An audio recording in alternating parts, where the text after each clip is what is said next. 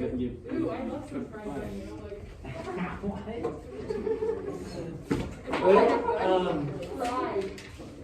So, ladies and gentlemen, let's review a little bit.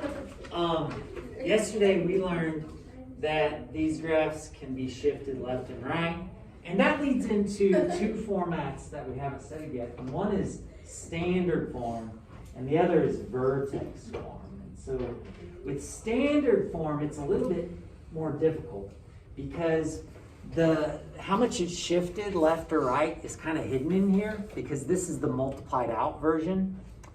And it's not easy to go backwards to vertex form. You totally can, but it's not the easiest thing.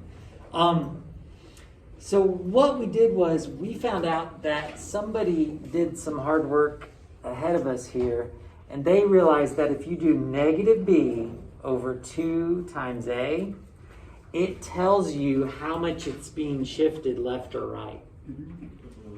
Which is, what's that? No, I didn't, but that's a good thing for me to do when we finish our notes, yeah. So negative b over 2a will tell you how much is shifted left or right. But isn't that also, though, your axis of symmetry? Turns out that x value is how much it's shifted left or right. Well, once you get there, you find your vertex by taking that x value and plugging it back into the equation. Now you've got an x and a y that make your vertex. Is everybody with me on that? From there, be smart about it. We know with quadratics that they seem to always be a parabola shape, so they're symmetric. So just get a couple points to the right and then reflect them over, or what? Couple points to the left and reflect it over. So I think where we left off yesterday was, I don't know, it looks like we finished this problem up. Don't you get the same values here as you do here? And that makes sense, doesn't it? It makes sense. And I would encourage you to do whatever seems easier. Yeah, 1 and 0 are pretty quick, aren't they? If you plug them in. Do you still have, you still got a vertex, you still got domain and range. Also, this is like a valley, isn't it? So it's got a minimum value of -1. Well, I tell you what, let's try another one, shall we? I really don't think that there's anything extra special about this one. So I'll be quiet, and why don't we all work it out and see if we agree. If you come to a spot where you're stuck, just look up here and see what's going on.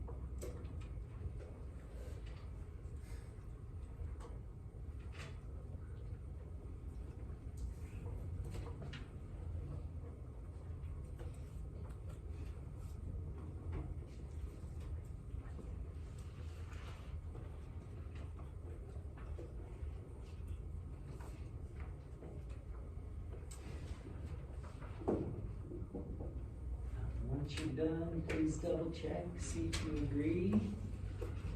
There's a little bit more going on with these, isn't there? Mhm.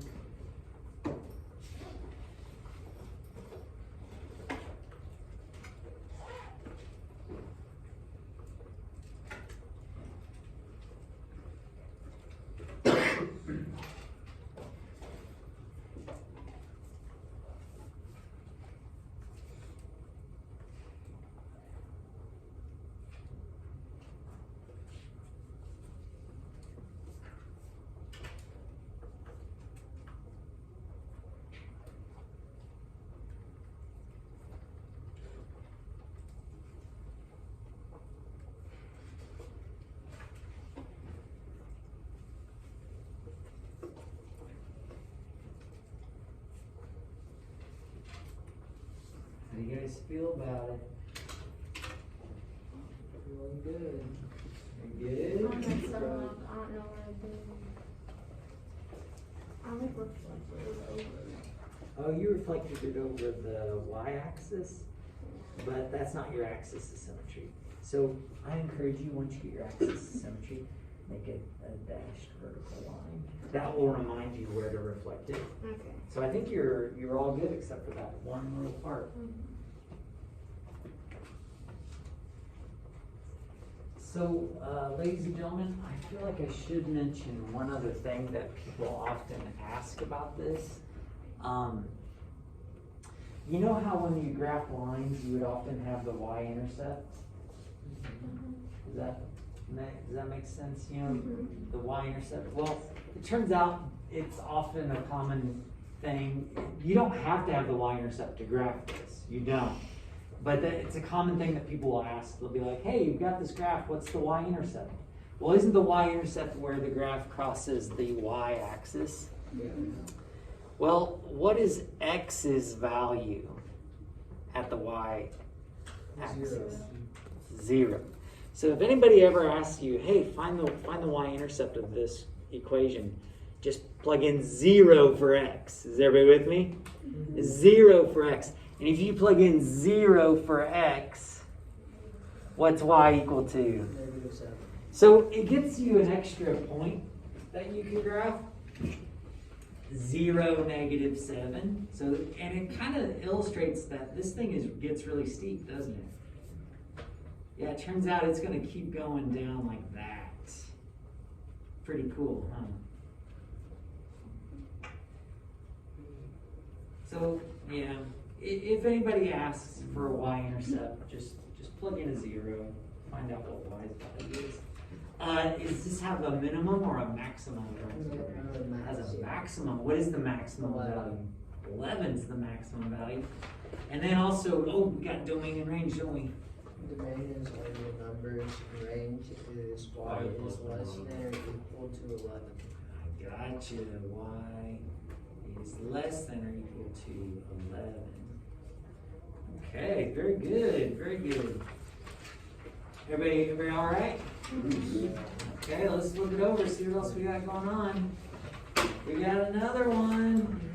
So this one's just a little bit tricky. It's not really, never mind.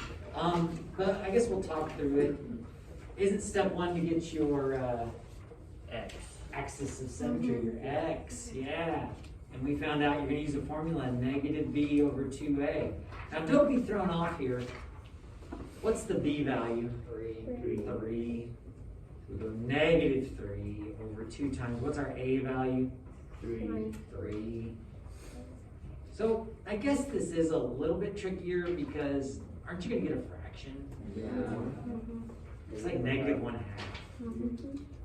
So you go over to -1/2 and you draw a vertical line, right? Okay. So I guess this does kind of complicate things a little bit because, well, for one, is it going to be a little bit trickier to get our y value? Yeah. Yeah, because to get our vertex, we're going to do y equals 3 times -1/2, right? Plus 3 times -1/2. And I totally would understand grabbing a calculator. I think I'm going to do this by hand just because I'm stubborn. But you do want to do order of operations, right? So square this negative 1/2, and 1/2 times 1/2 is 1/4. Times 3 is 3/4. What is 3 times negative 1/2? 1. And I'm not going to write it like that. I'm going to write it as 3/2. Negative 3/2. You guys okay with that? Are these like terms? Sorry, do they have a common denominator? That's what I meant to say. They don't. So I'm going to rewrite this as negative 6/4. And now that I've got a common denominator, what's my y value? Negative 3/4. So I know it may not seem like fun, and yeah, it's probably not. But every once in a while, go ahead and work these by hand just to keep your fraction skills sharp. Does that kind of make sense? Yeah. All right. Well, so what's our vertex? Negative 1/2, negative 3/4. Kind of weird, huh? So negative 1/2 and then negative 3/4. Right there. Pretty weird. Well, I don't know about you, but I'm kind of done with this weird stuff. Let's not make our step 3 weird. Let's just use 2 nice numbers to the left or 2 nice numbers to the right. 0 and 1. I would totally use 0 and 1. Because aren't those going to be easier than negative 1 and negative 2? They're going to be easier, aren't they? But do you see how I'm just going to the next whole number? Yep. I don't have to go like exactly 1 over and exactly 2 over. So you just need 2 clean points to the right, and then you can reflect them. What happens if you put a 0 into all this? 0. We get 0 out, don't we? That's kind of fun. So we got a 0, 0. And if we put a 1 in,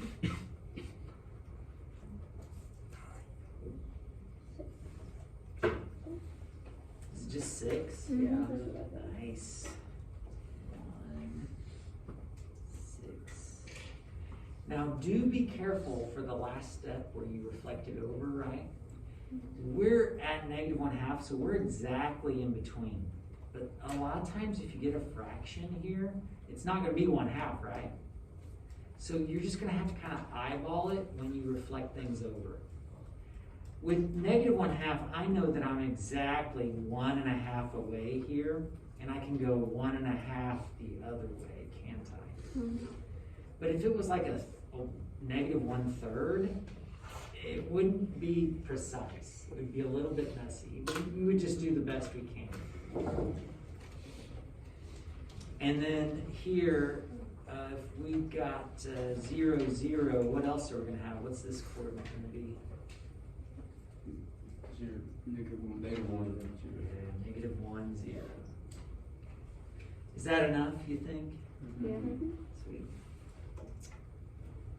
Oh, and look, we've got the y-intercept, don't we? Y-intercept was 0. Well, domain and range. What's our domain? All around. Very good. What's our range? Greater than 3/4. Greater than negative 3/4. Y is greater than or equal to negative 3/4. I concur. Sounds good. Hey, does this have a minimum or a maximum value? Minimum. It's got a minimum value at where? Negative 3/4. Negative 3/4. Nice. Okay. Well, here's where things get difficult. Here's where things get difficult. Is you've learned how to graph quadratics that aren't shifted, and you just do a table of values, right? Well, now that you've learned a new skill, guess what you're going to try to do on every problem? probably the new scale. Does that kind of make sense? Mm-hmm. So what I want to do is I want to show you that this is a problem that you could do just with the table of values, right? Because is this being shifted left or right? No. No. So you could totally do -2, -1, 0, 1, 2 and get this. We've actually probably graphed this exact problem before. But now what I want to show you is that you can also do it the way we just learned. Because this is multiplied out. It's in standard form.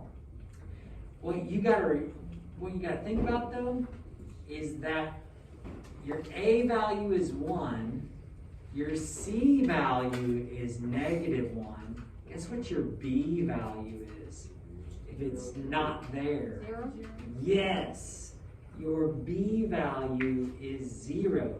So you would go -0 over 2A. But what is -0 over 2? Zero. It's just 0. Our axis of symmetry is the y-axis, isn't it? Are you guys following along? Mm-hmm. Now that shouldn't come as a surprise, because was this shifted either way? Mm-hmm. It wasn't. Well now, to do step 2, don't you plug 0 back in? Yeah. Just -1. It's -1, so what's our vertex? 0, -1. Is that a big surprise? No. Because this was shifted how far? Down 1. But do you see how everything's working out nice? It's just a different way to approach it. And then for step 3, don't we just need to get 2 more? Mm-hmm. What do you want to do since we're at x is 0? 1 and 2. I like it. Yeah. Oh, whoops, what am I doing?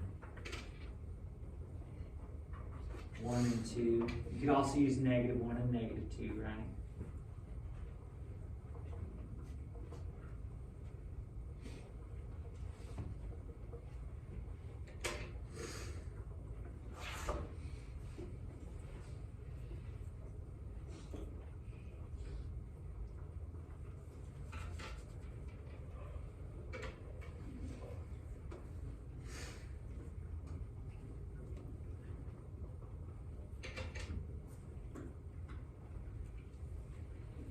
What do you guys think?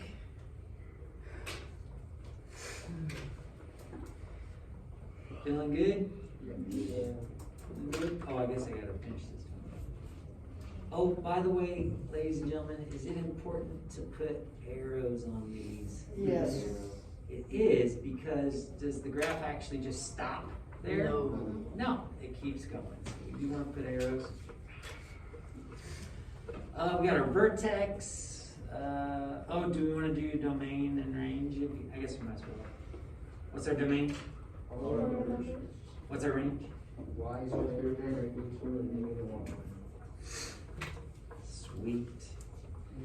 So, yeah, ladies and gentlemen, it turns out if there's no shift left or right, you can totally do -2, -1, 0, 1, 2, or you can still do this 3-step process, can't you? Just do 1 and 2 and reflective. Or could you do 0, 1, 2, and then just reflect? Yeah, because you know that that's going to be half of it. For sure, yeah, you can even cut it down even shorter, yep. All right. Well, ladies and gentlemen, let's see a real world example. You know how I'm always saying that gravity is a quadratic?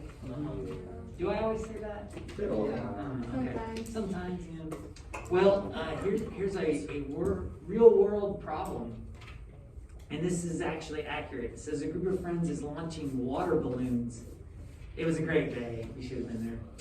All right, so the function f of t is equal to -16t squared plus 80t plus 5 represents the height in feet of the first water balloon t seconds after it is launched. So do you guys see this? They launch it, and as soon as it's launched, time starts, right? And they're saying that you can put in seconds into this to find out how tall the water balloon is. So the height of the second water balloon t seconds after it is launched is shown in the graph. So this is the first water balloon. This is the second water balloon shown here. It says which water balloon went higher. Whoa, this is interesting. So this is the first balloon, right? This is the second balloon. They're asking which balloon went higher. Any ideas? You could look at the top of the graph and see what time it went the highest at and plug it into the equation and see if it's a bigger or a smaller height number. Oh, so you're saying for the first water Find balloon? which one's taller. Like if, for example, the very top of the graph was at like 3 seconds, and you could put 3 seconds into the equation. Okay. And if that height was taller or shorter than the top of the graph, then you could tell which one. Okay. So you're basically saying we pretty much know the height, the height of the second balloon, right? Mhm. Everybody, what does this approximately look like? 150. So let's see, each is 125, isn't it? Or it's 25, isn't it? Yeah. 25, 50, That's what it is. 75, 100. So this would be 125 and a little extra, wouldn't it? 130. Probably about 130. You know, we're eyeballing it, but I'd say it's about 130 feet. And Silas is saying we should be able to figure out the height of the first water balloon. And let's figure it out after lunch, okay? Anybody know what's day for lunch? We're gonna have a clip here. It's something like grill variety or something. It didn't